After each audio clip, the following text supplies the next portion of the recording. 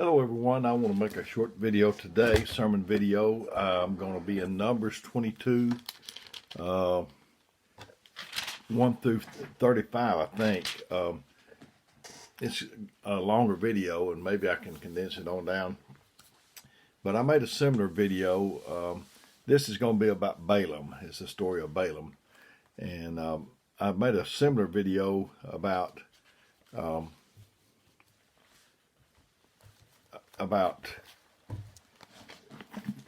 having the courage to stop. If old Balaam had stopped, he wouldn't have gotten in trouble.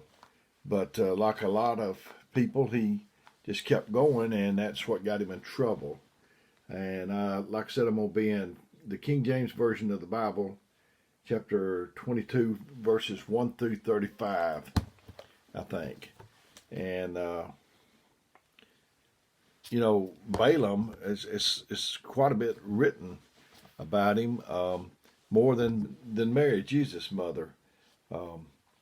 So it must be something, you know, for us to take a lesson and notice of. He's got God's attention, and he clearly hears God's voice. So what can we learn with a prophet? It's about a talking donkey.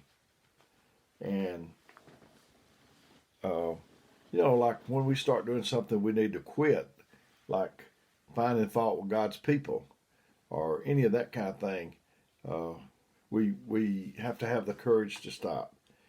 And it said, and the children of Israel set forward and pitched in the plains of Moab on this side Jordan by Jericho. And Balak, the son of Zippor, saw that all that Israel had done to the Amorites. Israel was a protected people, and the enemies of Israel, God just mowed them down for them. And Moab was sore afraid of the people because they were many, and Moab was distressed because of the children of Israel. Moab was sore afraid. I've been afraid several times, but I've only been sore afraid just a few times. But Moab was sore afraid of the people because there were many, and Moab was distressed because of the children of Israel.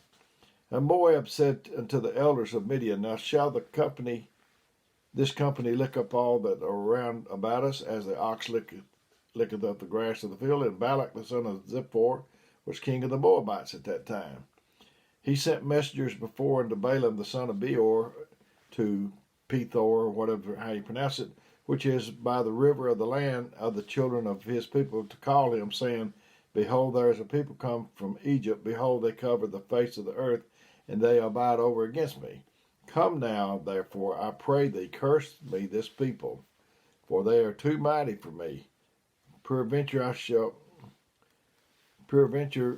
prevail, that we may smite them, and that I might drive them out of the land. For I wot not that whom thou blessed is blessed, and whom thou cursed is cursed.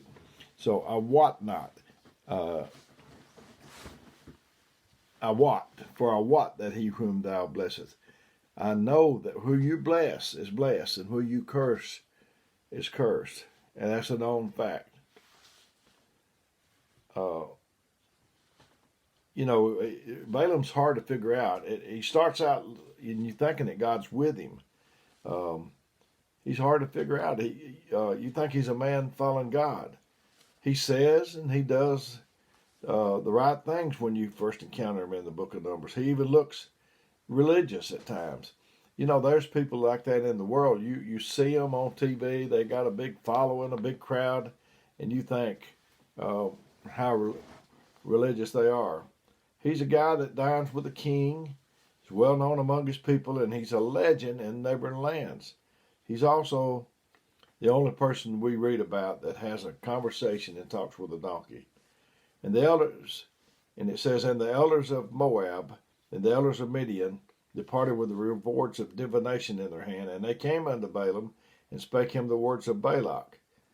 You know, Balaam's, this is Numbers 22, 1 through 35, but he's mentioned again in Peter And in Jude, they mention him by name. And you'll even find him again over in the book of Revelation. So this is a great lesson. Verse 8, and he said unto them, lodge here this night, and I will bring you word again, as the Lord shall speak unto me. And the princes of Moab abode with Balaam. And God said unto Balaam, and said, what men are these with thee? Yeah, and that's quite amazing to me. I mean, God that knows everything would even ask. I guess he did it to jar Balaam. Why would it be necessary for God to ask anything? But like I said, he probably did it to try to wake Balaam up, but he didn't do it. And Balaam said unto God, Balak, the son of Zippor, king of Moab, has sent unto me, saying, behold, there is a people come out of Egypt, which covereth the face of the earth. Come now, curse me them. Peradventure I shall be able to overcome them and drive them out. And God said unto Balaam, thou shalt not go with them. Thou shalt not curse the people, for they are blessed. And old Balaam, he was like some of the rest of us, that when God tells us not to do, we just keep asking him. And after a while, God will let you do what you're asking to do. But anyway, I do that. We do that. And Balaam rose up in the morning and said unto the princes of Balak, get you into your land, and for the Lord refuses to give me leave to go with you. He knew God's will was for him not to go. But as he kept thinking around, kept easing on toward what he wanted to do. And the princes of Moab rose up, and they went with Balak and said, Balaam refuses to come with us. Ought to be settled right there. But he just keeps on entertaining. It said, we're not supposed to set a place for the devil, not give place to the devil. It should have been the end of it. But Balaam didn't close the book. He just kept listening. And Balak said yet again, princes more and more honorable than they. In verse 16, and they came to Balaam and said, and more honorable than they. Somebody will ask you to do something, and you don't feel comfortable in doing it. And you say, no, I don't want to do that. And then they'll start telling you, well, so-and-so does it, and tell you about people that you look up to, and they'll say they did it. But if you know it's wrong, it's wrong. It don't matter who says anything. If your conscience and the Bible doesn't make it good. And they came to Balaam and said unto him, thus saith Balak the son of Zippor, let nothing, I pray thee, hinder thee from coming unto me. For I will promote you into a great honor, and I will do whatsoever thou sayest unto me. Come therefore, I pray thee, curse me this people. I remember when I first started working with Carnation Company, I had just received the Holy Ghost, and he came to work with me. I worked for Carnation Company. He came down from Nashville to work with me. And there was another salesman with him. And he was Gene Gilly was in a motel, and I went over there to meet him, and he said he had some things to discuss. And then it just like the Lord just let him think. He said, Dale might want to go to church. And he said, Steve, the other guy said, Steve, would you mind if I cover it with Dale first? I told him I wanted to go, that Wednesday night was my church night. And I didn't have that to worry with anymore. We got that straight right off the top. So, and Balaam answered and said unto the servants of Balak, if Balak would give me his house full of silver and gold, I cannot go beyond the word of the Lord my God to do less or more.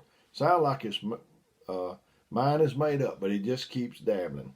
Now therefore I pray you tarry ye also here this night, that I might know what the Lord will say to me more. But stay here one more night, and I'll see if the Lord has anything else to say to me. What's going on here is our prophet wants to do what God has told him not to do. We all do that now and then, and it's never a good thing, but God allows us to do what we want to do. He'll let us do. After he warns us so many times, he's like, go ahead then, and you'll see why I told you no. It means that he will sometimes allow us to do things that we insist on doing, even when what we want directly opposes his will. We have a free will to do, to obey or not to obey. I can't explain it any better than saying this. Sin always carries consequences. Disobedience always carries consequences. So many things have gone wrong in my life when I've done that, and I'm sure you can relate. That's what Balaam is doing here, and it's probably the money that's enticing him. And what's your price? Uh, is there anything that you would die for rather than compromise? And God said to Balaam all at night, and God came unto Balaam at night and said to him, the men come to call thee, rise up and go with them, but yet the word which I shall say unto thee, thou shalt not do. This was a test because he had already told him not to go. And Balaam rose up in the morning and saddled his ass and went with the princes of Moab. This is a story of greed, compromise, betrayal, and corruption. This is lessons from a donkey riding prophet that caution us to be more like the donkey than the prophet. And God's anger was kindled because he went. And the angel of the Lord stood in the way for an adversary against him. Now he was riding upon his ass, and his two servants was with him. And when the ass saw the angel of the Lord standing in the way, and his sword drawn in his hand, the ass turned aside out of the way and went into the field, and Balaam smote the ass to turn her into the way. But the angel of the Lord stood in the vineyards, a wall bent on this side and a wall on that side. And when the ass saw the angel of the Lord, she thrust herself in the wall, crushed Balaam's foot against the wall, and he smote her again. If he had done what he's supposed to do in the first place, he would have got his foot hurt. Go back. What's it going to take to get you the message? It reminds me of when I was in the Army, and these guys come by on a deuce and a half, and I had civilian clothes. I hadn't yet been issued any military clothing, and they saw us out there. They knew we was newbies. They knew we was new in the Army, and they said, "Go back, go AWOL." And I didn't know what they meant at first, but I kind of see what they was talking about. And the angel of the Lord went further and stood in a narrow place where there's no way to turn either to the right hand or to the left. And when the ass saw the angel of the Lord, she fell down under Balaam, and Balaam's anger was kindled, and he smote the ass with a staff. And the Lord opened the mouth of the ass, and she spake unto Balaam, what have I done unto thee, that thou hast smitten me these 3 times? Boy, that is a wake-up. If your animal starts talking to you, that ought to wake you wide up. But when people's asleep, you can't hardly wake them up. And Balaam said unto the ass, because thou hast mocked me, I would there were a sword in my hand, for now would I kill thee. It looked like the donkey speaking. It would have caused Balaam to come to his senses. And the ass said unto Balaam, am not I thine ass upon which thou hast ridden ever since I was thine unto this day? Was I ever wont to do so unto thee? And he said, Nay. Then the Lord opened the eyes of Balaam, and he saw the angel of the Lord standing in the way, and his sword drawn in his hand, and he bowed down his head and fell flat on his face. You know, whenever men fell down before angels before, he would say, that he wasn't God or whatever, and not to bow. But this angel let him. I just wonder why. But anyway, and the angel of the Lord said unto him, Wherefore hast thou smitten thine ass these 3 times? Behold, I went out to withstand thee, because thy way is perverse before me. And the ass saw me and turned from me these 3 times. Unless she had turned from me, surely now also I have slain thee, and saved her alive. And Balaam said unto the angel of the Lord, I have sinned, for I knew not that thou stoodest in the way against me. And now therefore, if it displease thee, I will get me back again. And the angel of the Lord said unto Balaam, Go with the men, but only the word that I shall speak unto thee shalt thou speak. So Balaam went with the princes. You know, we've all disobeyed the Lord, not sinned, but did something we didn't need to do, or didn't do something that we did need to do. But this is a lesson. If you're going down the wrong way, turn around, go back. Don't keep going in that direction. It's danger down there. The one more step. Don't go one more step, because that one more step may be too far. So if you see yourself getting bitter, if you see yourself finding fault with people, if you see yourself criticizing, condemning, and complaining, stop right then. Don't go any further. I might preach this make another video sermon on down the road if I see something more in this sermon. but I really have enjoyed getting this to you. Maybe it'll help you in some way. I'm still taking requests from people. I'm still not making videos every day anymore, more like once or twice a week. But I want to serve you. I care about you, and whatever you need, that's what I want to do.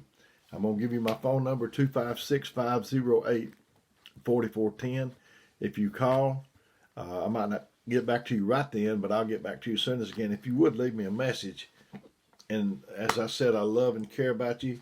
Hopefully we'll get to be together and meeting soon, I hope. So may God bless you is my prayer.